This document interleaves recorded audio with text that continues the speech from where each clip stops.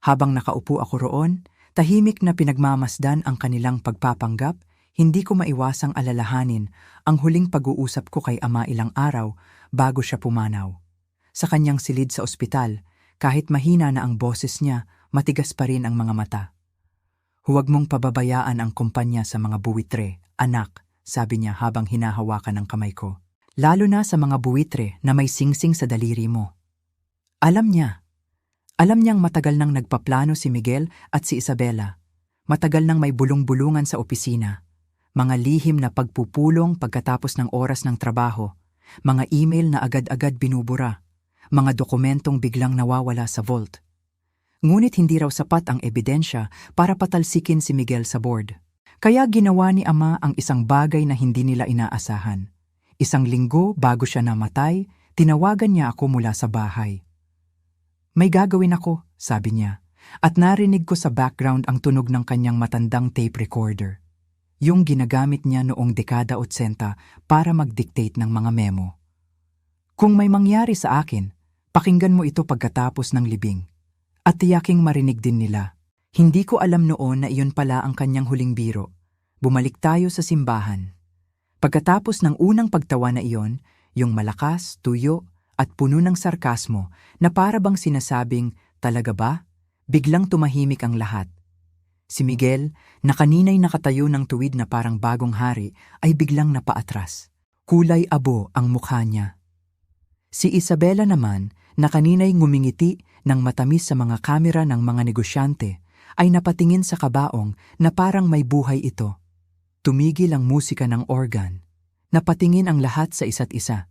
Tapos, muling umalingaw-ngaw ang tawa. Ngunit sa pagkakataong ito, may sinabi ito. "Ha, ha, ha.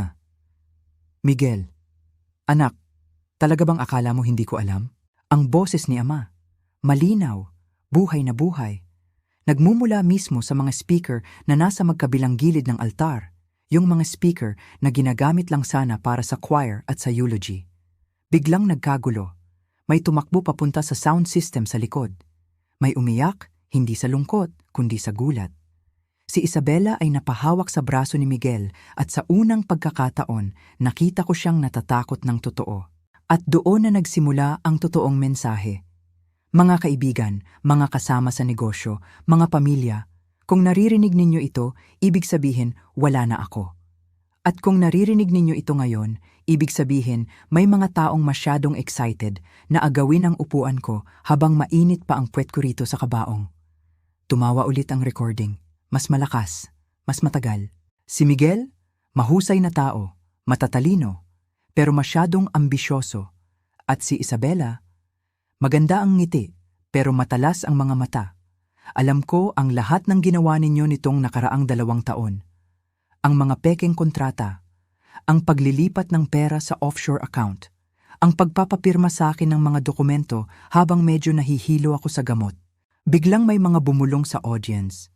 May mga nagtinginan ang mga miyembro ng board, may mga kumuha ng cellphone, hindi para kumuha ng litrato, kundi para mag-record. At kung iniisip ninyong matatapos ito rito, mali kayo. May envelope sa loob ng kabaong ko, sa ilalim ng bulaklak na rosas na pula. Doon ninyo makikita ang lahat ng ebidensya, at ang bagong last will and testament ko na nilagdaan ko kahapon sa harap ng 3 saksi at isang huwes. Hindi kayo ang magmamana, Miguel. Hindi kayo ang magiging CEO. Tumahimik ang buong simbahan. Tapos, isa pang tawa. Isang huling biro lang ito, mga anak. Para maalala ninyo, kahit patay na ako, hindi ako bulag. At doon natapos ang recording. Nakatayo ako mula sa upuan ko, dahan-dahang lumakad papunta sa kabaong. Binuksan ko ang takip, hindi para tingnan si Ama, kundi para kunin ang envelope na nakalagay mismo sa dibdib niya sa ilalim ng paborito niyang bulaklak. Nang hawakan ko ito, nakatingin lang sa akin si Miguel. Walang salita, walang galaw. At sa unang pagkakataon sa loob ng maraming taon, ngumiti ako ng totoo. Kung gusto ninyong malaman kung ano ang laman ng envelope na iyon at kung paano nagbago ang lahat sa loob ng isang araw, mag-iwan ng komento. Sabihin ninyo sa akin kung saan ninyo ito pinapakinggan? Sa opisina ba habang nagpapanggap na nagtatrabaho? Sa kama bago matulog? O habang nagko-commute sa trapik ng Maynila? Gusto kong malaman kung sino kayo at kung handa na kayo sa susunod na kabanata. Oo, Maria. Ipagpatuloy natin ang kwentong ito dahil alam kong narito ka pa rin nakikinig sa dilim. Habang ang mukha ni Ama ay lumalaki sa screen, ang kanyang boses, matigas, puno ng 40 taon ng karanasan sa dagat at negosyo, ay umalingaw-ngaw sa buong simbahan na parang kulog sa gitna ng bagyo. Mga minamahal kong anak, mga kaibigan, mga kasosyo, at mga oportunista. Isang saglit na katahimikan.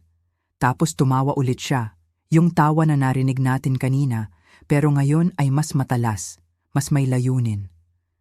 Alam ninyong lahat na ako, si Don Roberto.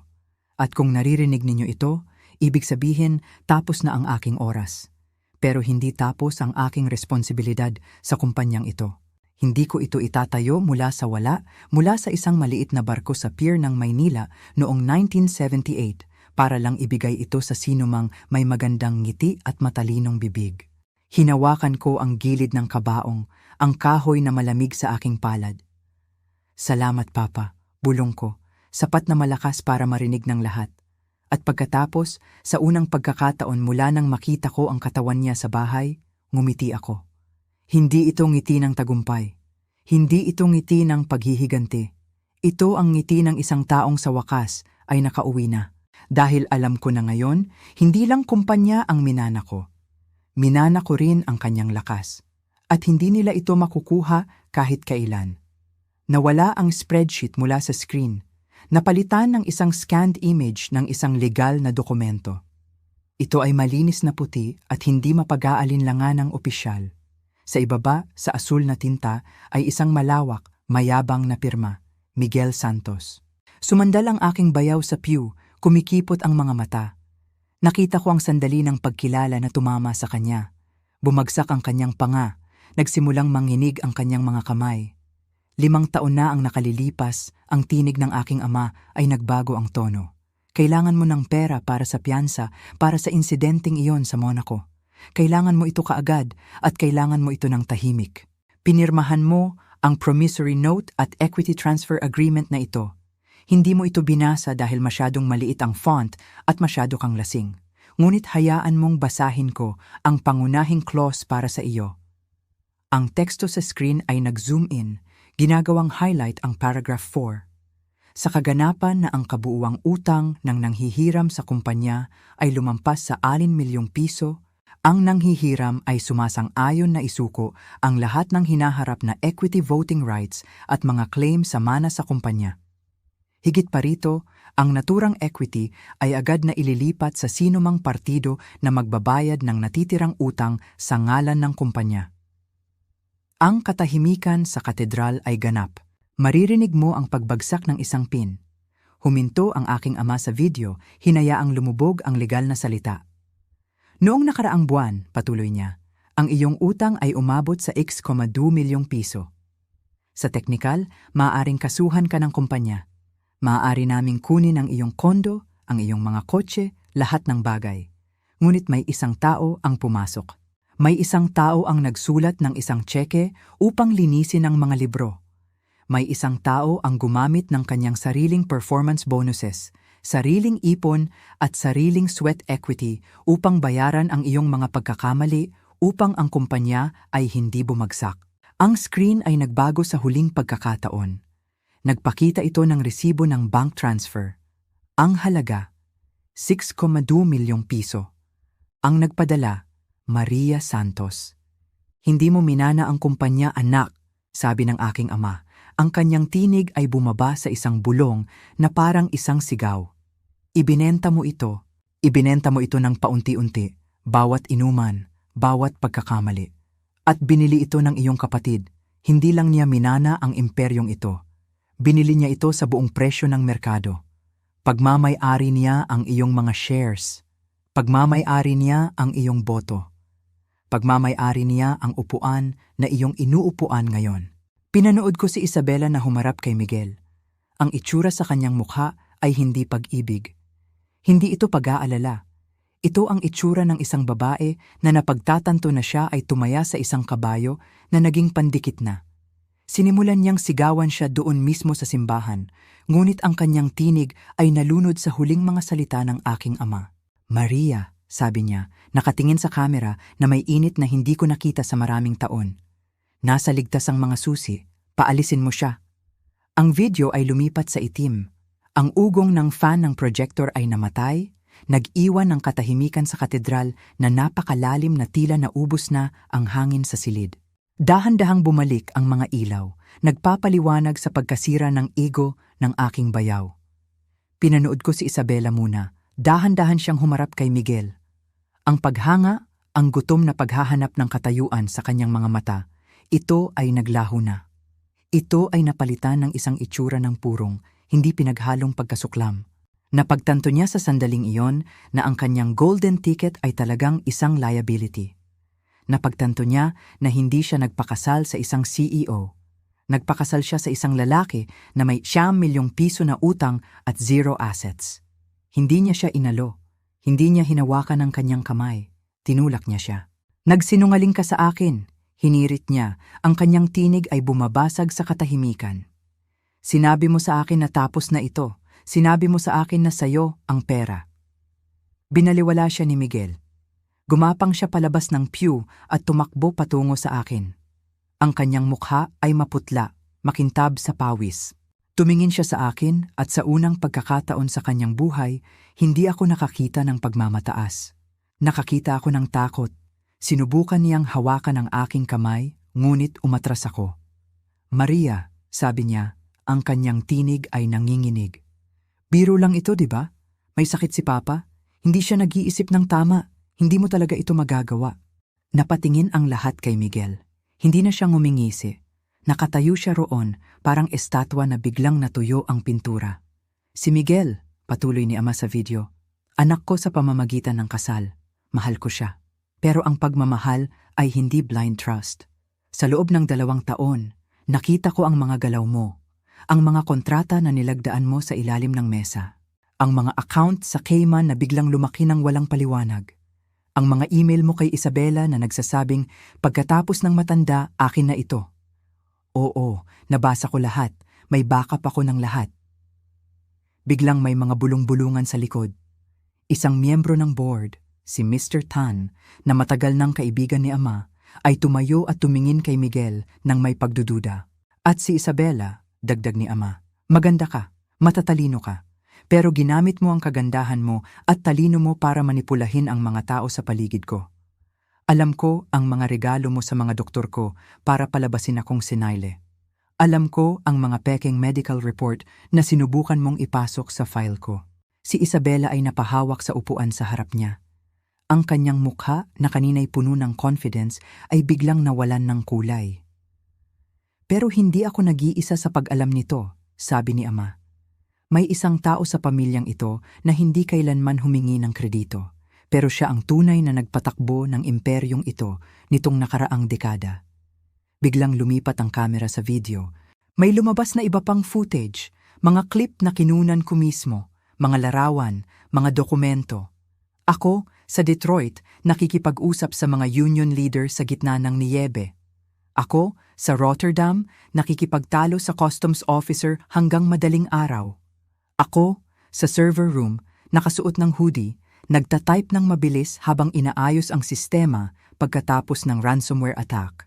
Ako, sa pier ng Maynila, tumutulong magkarga ng relief goods noong bagyong Yolanda, habang si Miguel ay nasa isang gala dinner sa Makati. At ang taong iyan, sabi ni Ama, ay ang aking anak na babae, si Maria. Biglang napatingin ang lahat sa akin. Hindi na ako ang palamuti sa gilid. Ako na ang sentro. Si Maria ang magiging bagong CEO ng kumpanya. Effective immediately. Ang bagong testamento ko na nilagdaan ko sa harap ng aking abogado, si Apo Pedring, at 2 huwes, ay nasa envelope na nasa loob ng kabaong ko. Kasama ang lahat ng ebidensya laban kina Miguel at Isabela. Ipapasa ito ngayon sa pulisya at sa SEC kung kinakailangan. Tumahimik ang buong simbahan. Walang palakpak, walang iyak. Isang malalim na katahimikan na puno ng realization. Tumayo ako, dahan-dahan, hindi ako ngumiti. Hindi pa oras noon, lumapit ako sa kabaong. Binuksan ang maliit na compartment sa ilalim ng bulaklak.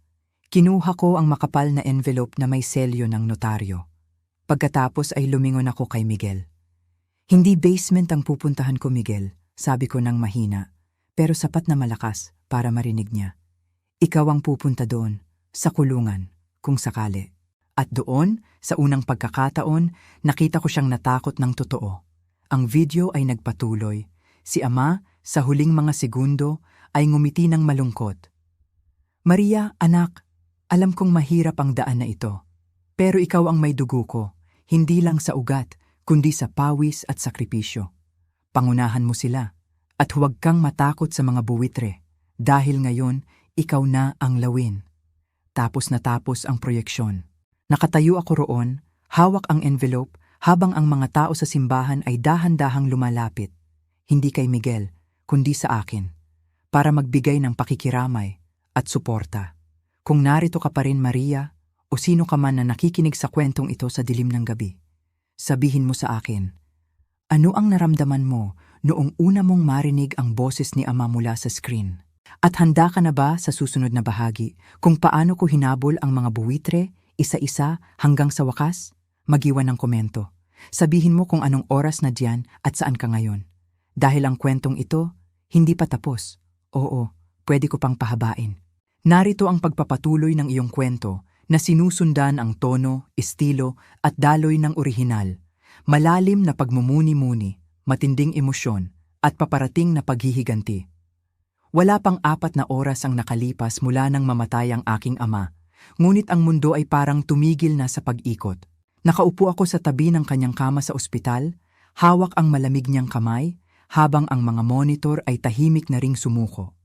Si Miguel at Isabela ay nasa labas, nag-uusap sa mga doktor tungkol sa mga formalidad, ang sertipiko ng kamatayan, ang pag-aayos ng libing. Ako? Ako ay nanonood lang, tulad ng dati. Napatingin ang lahat kay Miguel. Hindi na siya ngumingisi. Nakatayo siya roon, parang estatwa na biglang natuyo ang pintura. Si Miguel, patuloy ni Ama sa video, anak ko sa pamamagitan ng kasal. Mahal ko siya. Pero ang pagmamahal ay hindi blind trust. Sa loob ng 2 taon, nakita ko ang mga galaw mo, ang mga kontrata na nilagdaan mo sa ilalim ng mesa, ang mga account sa Cayman na biglang lumaki ng walang paliwanag, ang mga email mo kay Isabela na nagsasabing pagkatapos ng matanda, akin na ito. Oo, nabasa ko lahat, may backup ako ng lahat. Biglang may mga bulong-bulungan sa likod. Isang miyembro ng board, si Mr. Tan, na matagal ng kaibigan ni Ama, ay tumayo at tumingin kay Miguel nang may pagdududa. At si Isabela, dagdag ni Ama, maganda ka, matatalino ka, pero ginamit mo ang kagandahan mo at talino mo para manipulahin ang mga tao sa paligid ko. Alam ko ang mga regalo mo sa mga doktor ko para palabasin akong sinayle. Alam ko ang mga peking medical report na sinubukan mong ipasok sa file ko. Si Isabela ay napahawak sa upuan sa harap niya.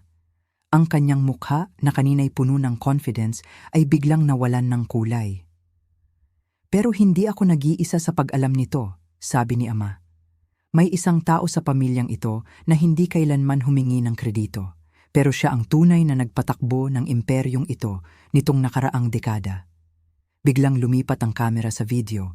May lumabas na iba pang footage, mga clip na kinunan ko mismo, mga larawan, mga dokumento. Ako, sa Detroit, nakikipag-usap sa mga union leader sa gitna ng niyebe. Ako, sa Rotterdam, nakikipagtalo sa customs officer hanggang madaling araw. Ako, sa server room, nakasuot ng hoodie, nagtatype ng mabilis habang inaayos ang sistema pagkatapos ng ransomware attack.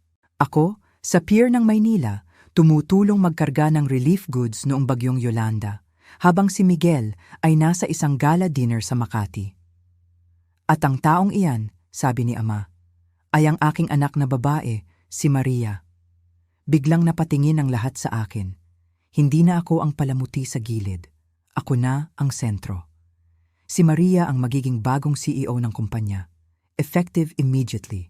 Ang bagong testamento ko, na nilagdaan ko sa harap ng aking abogado, si Apo Pedring, at 2 huwes, ay nasa envelope na nasa loob ng kabaong ko. Kasama ang lahat ng ebidensya laban kina Miguel at Isabela. Ipapasa ito ngayon sa pulisya at sa SEC kung kinakailangan. Tumahimik ang buong simbahan. Walang palakpak, walang iyak. Isang malalim na katahimikan na puno ng realization. Tumayo ako, dahan-dahan, hindi ako ngumiti. Hindi pa oras noon, lumapit ako sa kabaong. Binuksan ang maliit na compartment sa ilalim ng bulaklak. Kinuha ko ang makapal na envelope na may selyo ng notaryo. Pagkatapos ay lumingon ako kay Miguel. Hindi basement ang pupuntahan ko, Miguel, sabi ko nang mahina, pero sapat na malakas para marinig niya. Ikaw ang pupunta doon, sa kulungan, kung sakali. At doon, sa unang pagkakataon, nakita ko siyang natakot ng totoo. Ang video ay nagpatuloy. Si Ama, sa huling mga segundo, ay ngumiti ng malungkot. Maria, anak, alam kong mahirap ang daan na ito. Pero ikaw ang may dugo ko, hindi lang sa ugat, kundi sa pawis at sakripisyo. Pangunahan mo sila, at huwag kang matakot sa mga buwitre, dahil ngayon, ikaw na ang lawin. Tapos ang proyeksyon. Nakatayo ako roon, hawak ang envelope, habang ang mga tao sa simbahan ay dahan-dahang lumalapit. Hindi kay Miguel, kundi sa akin, para magbigay ng pakikiramay at suporta. Kung narito ka pa rin, Maria, o sino ka man na nakikinig sa kwentong ito sa dilim ng gabi, sabihin mo sa akin, ano ang naramdaman mo noong una mong marinig ang boses ni Ama mula sa screen? At handa ka na ba sa susunod na bahagi kung paano ko hinabol ang mga buwitre, isa-isa hanggang sa wakas? Magiwan ng komento. Sabihin mo kung anong oras na diyan at saan ka ngayon. Dahil ang kwentong ito, hindi pa tapos. Oo, pwede ko pang pahabain. Narito ang pagpapatuloy ng iyong kwento na sinusundan ang tono, estilo at daloy ng orihinal. Malalim na pagmumuni-muni, matinding emosyon at paparating na paghihiganti. Wala pang 4 na oras ang nakalipas mula nang mamatay ang aking ama, ngunit ang mundo ay parang tumigil na sa pag-ikot. Nakaupo ako sa tabi ng kanyang kama sa ospital, hawak ang malamig niyang kamay, habang ang mga monitor ay tahimik na ring sumuko. Si Miguel at Isabela ay nasa labas, nag-uusap sa mga doktor tungkol sa mga formalidad, ang sertipiko ng kamatayan, ang pag-aayos ng libing. Ako? Ako ay nanonood lang, tulad ng dati. Habang nakaupo ako roon, tahimik na pinagmamasdan ang kanilang pagpapanggap, hindi ko maiwasang alalahanin ang huling pag-uusap ko kay Ama ilang araw bago siya pumanaw. Sa kanyang silid sa ospital, kahit mahina na ang boses niya, matigas pa rin ang mga mata. Huwag mong pababayaan ang kumpanya sa mga buwitre, anak, sabi niya habang hinahawakan ang kamay ko. Lalo na sa mga buwitre na may singsing sa daliri mo. Alam niyang matagal nang nagpaplano si Miguel at si Isabela. Matagal nang may bulong-bulungan sa opisina. Mga lihim na pagpupulong pagkatapos ng oras ng trabaho. Mga email na agad-agad binubura. Mga dokumentong biglang nawawala sa vault. Ngunit hindi raw sapat ang ebidensya para patalsikin si Miguel sa board. Kaya ginawa ni Ama ang isang bagay na hindi nila inaasahan. Isang linggo bago siya namatay, tinawagan niya ako mula sa bahay. May gagawin ako, sabi niya, at narinig ko sa background ang tunog ng kanyang matandang tape recorder. Yung ginagamit niya noong dekada 80 para mag-dictate ng mga memo. Kung may mangyari sa akin, pakinggan mo ito pagkatapos ng libing. At tiyaking marinig din nila. Hindi ko alam noon na iyon pala ang kanyang huling biro. Bumalik tayo sa simbahan. Pagkatapos ng unang pagtawa na iyon, yung malakas, tuyo, at puno ng sarkasmo na para bang sinasabing, talaga ba? Biglang tumahimik ang lahat. Si Miguel, na kanina'y nakatayo ng tuwid na parang bagong hari, ay biglang napaatras. Kulay abo ang mukha niya.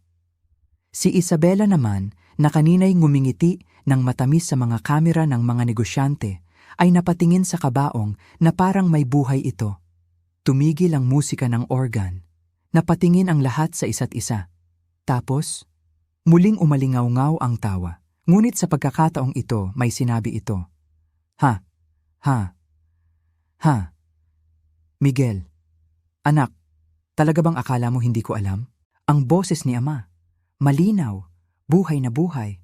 Nagmumula mismo sa mga speaker na nasa magkabilang gilid ng altar, yung mga speaker na ginagamit lang sana para sa choir at sa eulogy. Biglang nagkagulo. May tumakbo papunta sa sound system sa likod. May umiyak, hindi sa lungkot, kundi sa gulat. Si Isabela ay napahawak sa braso ni Miguel at sa unang pagkakataon, nakita ko siyang natatakot ng totoo. At doon na nagsimula ang totoong mensahe. Mga kaibigan, mga kasama sa negosyo, mga pamilya, kung naririnig ninyo ito, ibig sabihin wala na ako. At kung naririnig ninyo ito ngayon, ibig sabihin may mga taong masyadong excited na agawin ang upuan ko habang mainit pa ang puwet ko rito sa kabaong. Tumawa ulit ang recording. Mas malakas, mas matagal. Si Miguel, mahusay na tao, matatalino, pero masyadong ambisyoso. At si Isabela, maganda ang ngiti, pero matalas ang mga mata. Alam ko ang lahat ng ginawa ninyo nitong nakaraang 2 taon.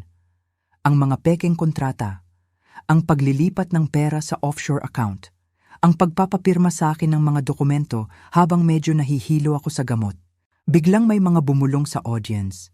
May mga nagtinginan ang mga miyembro ng board, may mga kumuha ng cellphone, hindi para kumuha ng litrato, kundi para mag-record. At kung iniisip ninyong matatapos ito rito, mali kayo. May envelope sa loob ng kabaong ko, sa ilalim ng bulaklak na rosas na pula. Doon ninyo makikita ang lahat ng ebidensya. At ang bagong last will and testament ko na nilagdaan ko kahapon sa harap ng 3 saksi at isang huwes. Hindi kayo ang magmamana, Miguel. Hindi kayo ang magiging CEO. Tumahimik ang buong simbahan. Tapos, isa pang tawa. Isang huling biro lang ito, mga anak. Para maalala ninyo, kahit patay na ako, hindi ako bulag. At doon natapos ang recording. Nakatayo ako mula sa upuan ko, dahan-dahang lumakad papunta sa kabaong. Binuksan ko ang takip, hindi para tingnan si ama, kundi para kunin ang envelope na nakalagay mismo sa dibdib niya sa ilalim ng paborito niyang bulaklak. Nang hawakan ko ito, nakatingin lang sa akin si Miguel. Walang salita, walang galaw. At sa unang pagkakataon sa loob ng maraming taon, ngumiti ako ng totoo. Kung gusto ninyong malaman kung ano ang laman ng envelope na iyon at kung paano nagbago ang lahat sa loob ng isang araw, mag-iwan ng komento. Sabihin ninyo sa akin kung saan ninyo ito pinapakinggan? Sa opisina ba habang nagpapanggap na nagtatrabaho? Sa kama bago matulog? O habang nagko-commute sa trapik ng Maynila? Gusto kong malaman kung sino kayo. At kung handa na kayo sa susunod na kabanata. Oo, Maria. Ipagpatuloy natin ang kwentong ito dahil alam kong narito ka pa rin nakikinig sa dilim. Habang ang mukha ni Ama ay lumalaki sa screen, ang kanyang boses, matigas, puno ng 40 taon ng karanasan sa dagat at negosyo, ay umalingaw-ngaw sa buong simbahan na parang kulog sa gitna ng bagyo. Mga minamahal kong anak, mga kaibigan, mga kasosyo, at mga oportunista. Isang saglit na katahimikan. Tapos tumawa ulit siya, yung tawa na narinig natin kanina, pero ngayon ay mas matalas, mas may layunin. Alam ninyong lahat na ako, si Don Roberto. At kung naririnig ninyo ito, ibig sabihin tapos na ang aking oras. Pero hindi tapos ang aking responsibilidad sa kumpanyang ito. Hindi ko ito itatayo mula sa wala, mula sa isang maliit na barko sa pier ng Maynila noong 1978 para lang ibigay ito sa sinumang may magandang ngiti at matalinong bibig. Si Isabela ay tumawa ng mahina sa likuran niya, hindi man lang inangat ang tingin sa telepono. Darling, sabi ng designer, pwede raw bukas magsimula ang renovation. May slot daw sila. Bigla akong tumayo. Hindi ko na nakayanan. Ano bang klaseng tao kayo? Sabi ko. Ang tinig ko ay bahagyang nataas na. Kakarating pa lang ng coroner sa bahay. Hindi pa rin natin alam kung ano talaga ang nangyari kay Papa. At heto kayo, nagpaplano ng helipad? Si Miguel ay tumingin sa akin na para bang ako ang hindi makatwiran. Ano ang nangyari kay Papa? Ulit niya, sarkastiko. Matanda na siya, may sakit sa puso, natural causes. Ano pa bang gusto mong malaman? Autopsy? Para saan? Para maantala ang progreso? Tumahimik ang buong kwarto. Narinig ko ang mahinang pag-ubo ni Apo Pedring. Tumingin siya sa akin, ang mga mata niya ay puno ng pag-aalala at ng babala. Anak, sabi niya sa akin ng mahina, huwag muna, ngunit hindi ko mapigilan. Hindi natural ang pagkamatay niya, sabi ko. May nakita akong mga pasa sa leeg niya, at ang doktor sa bahay, Hindi siya sigurado. Biglang nagbago ang ekspresyon ni Miguel. Ang ngisi ay nawala, pinalitan ng isang matalim na titig. Si Isabela ay sa wakas ay inangat ang ulo mula sa telepono, ang mga mata niya ay makitid. Pasa? Tanong ni Miguel. Baka gawa lang yan ng imagination mo. O baka may iba kang gustong sabihin? Ramdam ko ang lamig na bumaba sa aking likod. Hindi ito pagdadalamhati na dala niya. May iba. May mas malalim. At sa sandaling iyon, habang nakatayo kaming lahat sa opisina ng aming namayapang ama, naramdaman ko na hindi lang kumpanya ang ninanakaw nila. Ninakaw na rin nila ang katotohanan. Ang mga mata ni Papa ay hindi umiyak. Hindi sila malambot. Sila ay malamig, matalim, na para bang alam niya, kahit noon pa, na darating ang araw na ito. At nagsalita siya. Hindi sa mahinang tinig ng isang namamatay na ama. Hindi sa matamis na paalala ng isang lolo. Nagsalita siya sa tinig na ginagamit niya kapag nakikipagnegosyo sa mga bangko, kapag pinipilit ang mga supplier na magbigay ng discount, kapag tinatapatan ang mga kakumpetensya na sinusubukang kunin ang aming mga ruta. Maria, sabi niya ng direkta sa kamera, ng direkta sa akin. Kung pinapanood mo ito, ibig sabihin ay wala na ako. At kung naririto sina Miguel at Isabela, kung naririnig nila ito, mabuti, kailangan nilang marinig. Tumigil siya sandali. Narinig ko ang mahinang pag-ubo ni Apo Pedring sa opisina, ngunit walang gumalaw. Si Miguel ay nakaupo na sa swivel chair ng ama. Ang upuan na iyon na hindi pa kailanman hinawakan ng iba, liban kay Papa, at si Isabela ay nakatayo sa likuran niya, ang kamay niya sa balikat ng asawa, na para bang nagpo-pose para sa isang magazine cover. Alam kong darating kayo, patuloy ni Papa sa video. Alam ko kung ano ang iniisip nyo, na ang kumpanyang ito ay isang lumang makina na kailangan lang ng bagong pintura, ng bagong logo, ng bagong mukha, na madali lang itong ibenta, hatiin, gastusin. Ngumiti siya, hindi mabait ang ngiti. Matinis ito, parang alam niya ang lahat ng lihim. Pero hindi nyo alam kung paano ito binuo. Hindi nyo alam ang mga gabi na ginugol ko sa kalsada, ang mga driver na binigyan ko ng trabaho noong walang ibang kumpanya ang tumanggap sa kanila. Hindi nyo alam ang mga pautang na binayaran ko gamit ang sarili kong bahay bilang collateral. Hindi nyo alam na ang kumpanyang ito ay hindi lang negosyo. Ito ay pamilya, at ang pamilya hindi ibinebenta. Bigla siyang sumandal pasulong. Ang kamera ay bahagyang nayanig na para bang siya mismo ang humawak nito sa huling sandali. Mayroon akong huling testamento. Hindi lang ang legal. Mayroon akong isa pa. Isa na nakasulat sa mga kontrata, sa mga kasunduan, sa mga utang na hindi nyo nakikita sa balance sheet. Kung susubukan nyong ibenta ang fleet, matutuklasan nyo na karamihan sa mga truck ay nakapangalan sa mga driver mismo, bilang kooperatiba. Kung susubukan niyong tanggalin ang mga matatanda, matutuklasan niyo na ang pensyon nila ay protektado ng isang trust na ako lang ang makakabago. At kung susubukan niyong kunin ang opisina na yan, biglang bumukas ang pinto. Pumasok si Miguel, mukhang pagod ngunit may kislap ng pag-asa sa mga mata. Ate, may good news. Nakipag-usap na ako sa abogado ni Papa. Alam mo ba, may huling testamento siya. At ako ang pinangalanan niyang tagapagmana ng karamihan sa shares ng kumpanya. Ngumiti siya, parang bata na nanalo sa loto. Sabi niya, dahil ako ang lalaki, ako ang mas qualified na pamunuan ang logistics empire natin. Ikaw naman, may parte ka raw, mga properties at cash. Fair naman, di ba? Para hindi ka mag-alala sa pera. Hindi ako nagsalita agad. Tumingin lang ako sa kanya. Sa mukha niyang puno ng kasiyahan na hindi niya alam na nakabase sa isang malaking kasinungalingan. Si Isabela ay sumunod, hawak ang kanyang kwintas na parang proteksyon at yumakap kay Miguel. Salamat sa Diyos, Miguel. Alam ko na ikaw ang paborito ni Papa. Ikaw ang laging kasama niya sa mga meetings, ikaw ang mukha ng pamilya. Sa loob ko, may sumigaw. Paborito? Mukha? Habang ako ang nagbubuhat ng buong kumpanya sa likod ng mga kurtina, habang ako ang nagpupuyat sa mga spreadsheet, nag-aayos ng mga kontrata na siya lang ang nagpifirma? Ngunit nanatili akong tahimik.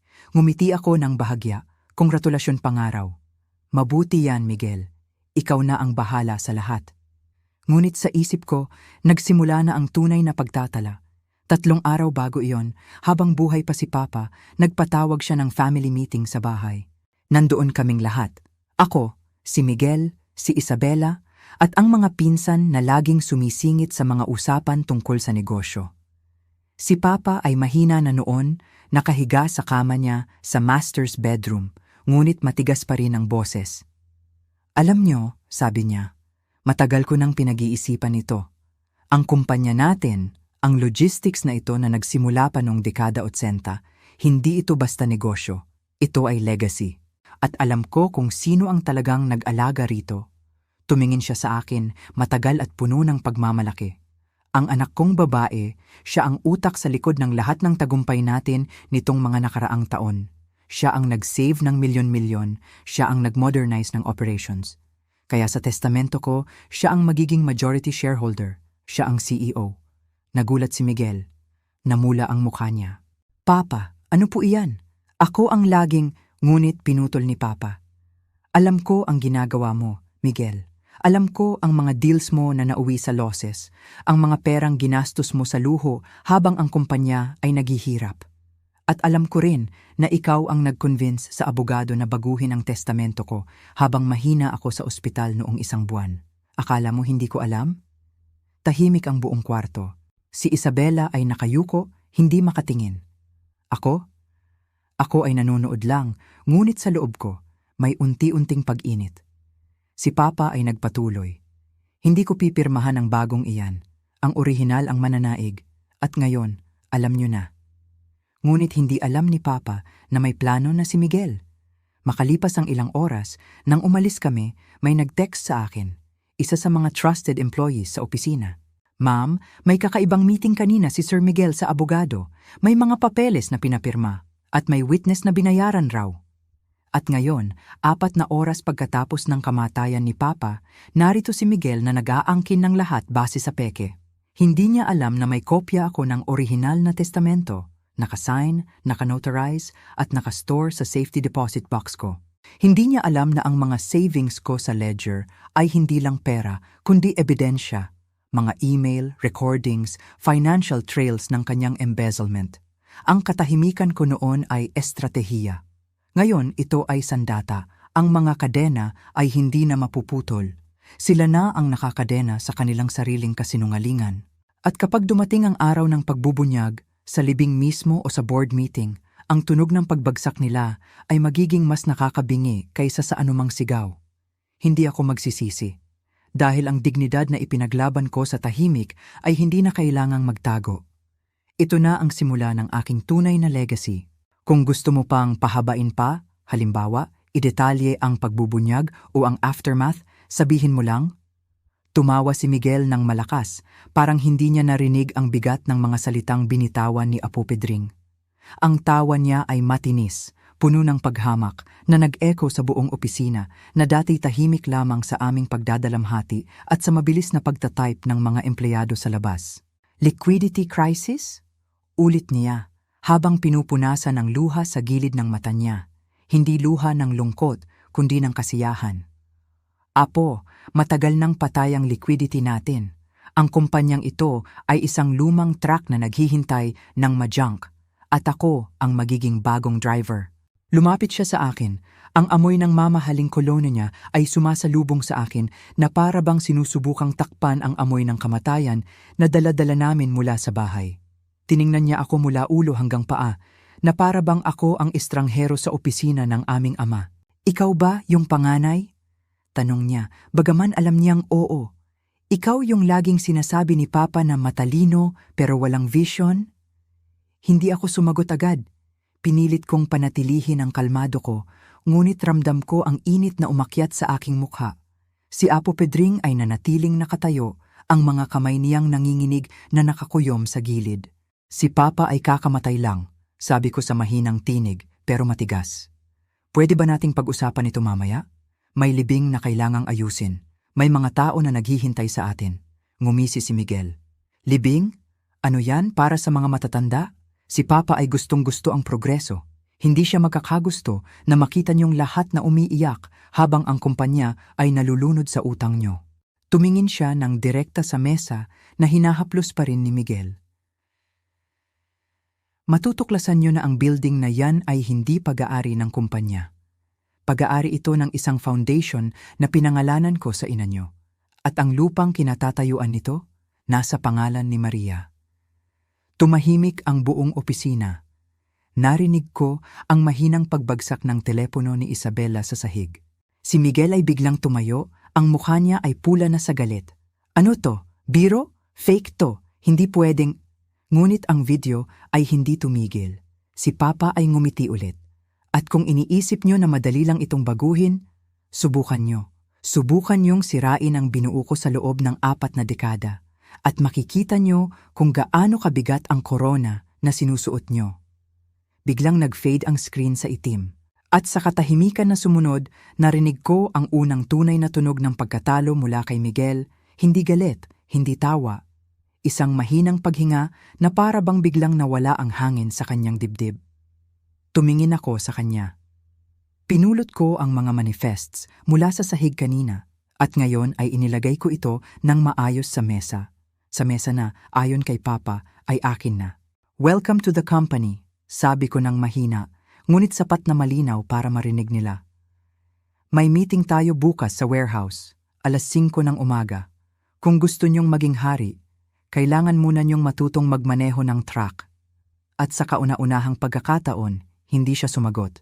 Ang screen ay nanatiling nakatutok sa mukha ni Papa, ngunit ang ngiti niya ay unti-unting nawala, pinalitan ng isang ekspresyon na alam kong mabuti. Ang hitsura niya kapag nagsasara ng isang kontrata na hindi makatwiran para sa kabilang panig. Sa madaling salita, patuloy niya, ang tinig niya ay malamig na parang bakal. Wala ka ng mana, Miguel, ni isang sentimo.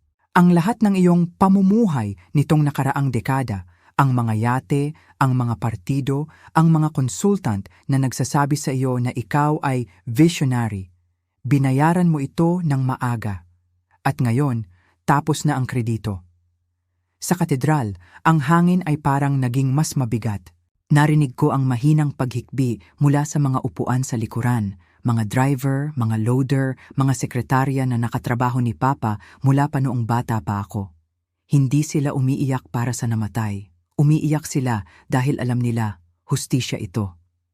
Si Miguel ay nakatayo pa rin sa harap, ngunit ang mga tuhod niya ay bahagyang nanginig. Ang navy blue suit niya na dating sumisigaw ng bagong yaman ay biglang mukhang borrowed, masyadong malaki para sa kanya. Si Isabela ay hawak na ang braso niya, ngunit hindi para suportahan, para pigilan ang sarili na huwag tumakbo. Ngunit huwag mag-alala, dagdag ni Papa, at ang tono niya ay halos mapang-uya na. Hindi kita iiwan ng walang laman ng bulsa. Bilang ama, mayroon akong huling regalo para sa iyo. Nag-flash ang screen ulit. Ngayon ay isang legal document, isang deed of assignment na may pirma ni Papa at ni Apo Pedring na may petsang 5 taon na ang nakalilipas. Isang maliit na bahay sa probinsya, sabi niya. Ang dating quarters ng caretaker sa plantation natin sa Negros. 2 kwarto, walang aircon, may leaky roof tuwing tag-ulan. Doon ka nakatira noong bata ka, Miguel, tuwing summer. Doon ka natutong mangisda, natutong magtanim. Siguro oras na para balikan mo ang mga iyon dahil iyon na lang ang natira sa'yo. Tumahimik ang buong katedral. Walang huminga ng malakas. At pagkatapos, ang pinakamalupit na linya.